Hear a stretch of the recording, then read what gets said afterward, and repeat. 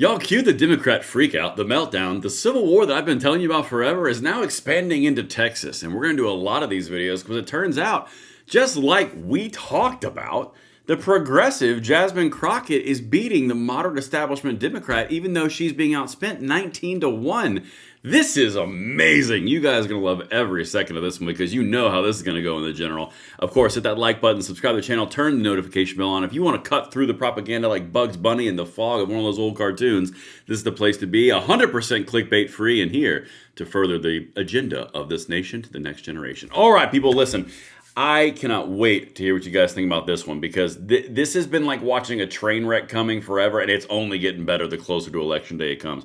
All right, you can follow me on X at Braden LOA if you would like to partake in an additional exposure to the fun that we have spreading freedom around the globe. All right, let's get right into this, guys. Of course, this is just the pre-show before the live stream tonight at 9 p.m. Eastern Time. This is it. And that show is going to be fire. Senate primary poll. Turns out Jasmine Crockett is beating James Tallarico in Texas. Braden, why is that important? I hear you. I'm going to walk you through the entire thing, and everything will be linked in the description box below. So, Jazzy, as I like to call her, she's one of those vote-repellent politicians. Okay. In Texas and in all of these states where they get like this real weird far left liberalism litmus test progressive bent that collects all the money because the liberals want this person, but everyone else is like literally vote repellent. This is what's happening right now. Again, telling you what lefties are going to do before lefties know about it because it really is this predictable. So with Jasmine Crockett leading from the left flank in Texas, you know, meeting with drag queens as big old amazing, vote get out of events in Texas. Look, this is what's happening. This is incredible. The Texas Dems that tend to gain big donor dollars, interest happen to be those like Beto O'Rourke, Jean Wu, Wendy Davis, and Jasmine Crockett, who run on the most toxic form of lib culture war and identity politics humanly imaginable. Almost designed in a lab to be political losers. Yes, exactly. That's the entire point. Beto O'Rourke, 3 strikes you're out. Nope, he's still hanging around like a bad case of, I don't know, some real bad disease. That was going to be a little wrong on that, but I went off the rails a little bit. We'll just go with bad disease. Okay. Then you go right over here. I can't imagine what that individual means with the worst type of identity politics imaginable. I mean, it's something like this. Take it away, Jazzy. This was yesterday. There are those that have their own motivations for critiquing. And, I think that the people Is it just racism and sexism? Like, what do you think it is? I mean, I think there's a lot of things. I think it depends on who it's coming from. But I've been a black woman my whole life. So this idea that I'm going to go and be like, oh, well, they're being racist or misogynistic towards me. Like, you think I didn't know I was a black woman when I woke up and decided that I was going to run for the United States Senate? Mm-hmm. You think I didn't factor in and make sure that we had enough room to account for that? We did. Yeah, I can't imagine where they get the idea that they would go to the most far left, toxic form of liberal culture war and identity politics humanly imaginable. I have no idea what they're talking about. Anyway, let's keep on going. Guys, I'm telling you, this is genuinely a problem for the Democrats. Because that war that we've been talking about, the far left progressive versus the moderate Democrat, James Tallarico, the dude on the right, is the moderate establishment Dem preferred choice. Progressive Jasmine Crockett is on the left. The progressives are pushing everybody out. They've already spent 19-1 from the James Tallarico campaign. This is the Democrats trying to oust the far left progressives, and it's not working. I'm telling you, the parasite is becoming the host. Okay, ultra rare case where older Dems are more sane than their younger counterparts. And of course, they are talking about the poll, which I'm going to show you here in a second. Jasmine Crockett beating James Tallarico 39%. At the end of this video, I'm going to show you all the stack ups and how she stacks up against all of the candidates in the Texas primary. And it's not good. Like, the Democrats know if she wins as the far left progressive in the state of Texas, they're only going to lose more. They know that. They did it with Beto O'Rourke. They've done it all over the place. They always lose when they do this. But if they were to go to the little lily white dude on the right, see, I'm one of them, so I can say it. That's the Dems rules, right? go to Milquetoast Boy over here on the right, looks like he's just stepping out of the choir, you might get somewhere. This is the game, guys. All right, let's keep on trucking. Crockett's fundraising surge never came.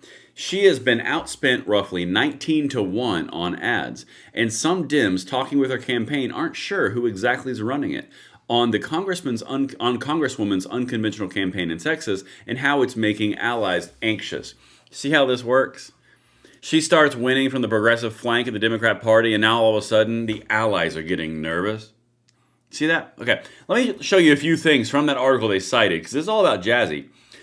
Representative Jasmine Crockett's post-Senate campaign announcement fundraising surge never materialized. See this? This is all about, guys, don't put your money, don't donate to her, because it never materialized. See how this works? She's been outspent nearly 19 to 1 on political ads this year and hasn't run a single broadcast ad as of February. And some Democrats in communication with her campaign aren't sure who exactly is in charge of it. Even her own advisor's admission, Crockett is not running a traditional campaign. Y'all, this is actively what is happening. You're looking at it right now. Sorry, I had to adjust something.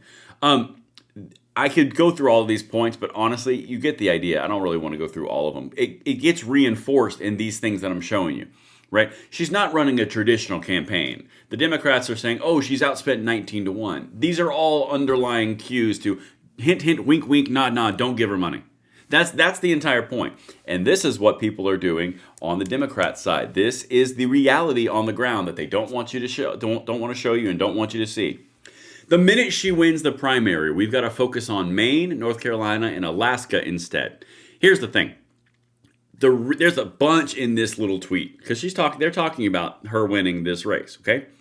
So in the presumption that the far-left progressive takes out the moderate establishment Democrat, okay, you are now shifting to Maine, North Carolina, and Alaska instead. Why is that? Because remember, in order to flip the Senate, which is the wet dream of the Democrats right now, and that's the big overarching reach of a goal, they have to have Texas. So then they're going to go to Maine, North Carolina, and Alaska. And if they sweep those, then it might be 50-50. Maybe. But the other part here, Alaska is not going to turn blue. Alaska is favored red. So therefore, you lose Texas in your little wet dream approach. You lose Alaska in your wet dream approach. You're left with North Carolina and Maine. And Maine, listen to me when I say this, has the exact same problem that they have with Jasmine Crockett in Texas, except they got a Nazi tattoo-laden guy knocking out the establishment Democrat up there. I've told you that the big push here is going to be the progressives pushing the moderate Dems out, making the field much easier for Republicans. That's the entire point. Susan Collins is the candidate in Maine. She is a rhino. She is not a strong conservative.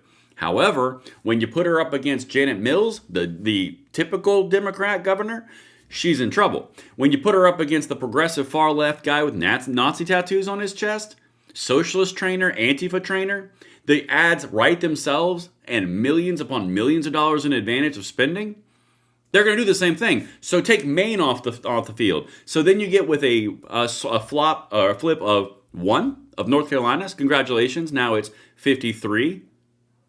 That's not exactly what was promised, right? This is how it all falls apart. Now let me keep on going here. Another site. Okay, it's time to panic. Saying the exact same thing. That's all about progressivism taking over the Democrat Party. They're going to lose the main chance that they think they have. Same thing, 47-39. And finally, here is the actual documentation that I was talking about when they stack everyone up against the Republicans in Texas as of right now. 2026 Texas U.S. Senate matchup. In every single scenario of all these mixtures, from Cornyn to Hunt to Paxton, the Democrat loses every single one of them in the current environment where they think they have the wind at their back and they cannot lose. Every single one of them. But the thing that you want to pay attention to here is Jasmine Crockett is going to turn off more independents and more Republicans than James Tallarico is because he's more tolerable. He's not vote repellent. She is vote repellent for a myriad of reasons. And honestly, that's the entire point. That's why you're seeing them freak out. That's why they're losing their mind. That's why they're hitting someone's outspent her 19 to 1, and yet she's still winning because the progressive base has indoctrinated and infiltrated the Democrat Party. That's what you're looking at. And you're going to benefit if this continues. Mark it down. I'll see you on the live stream tonight, 9 p.m. Eastern Time. I'm Braden. See you later.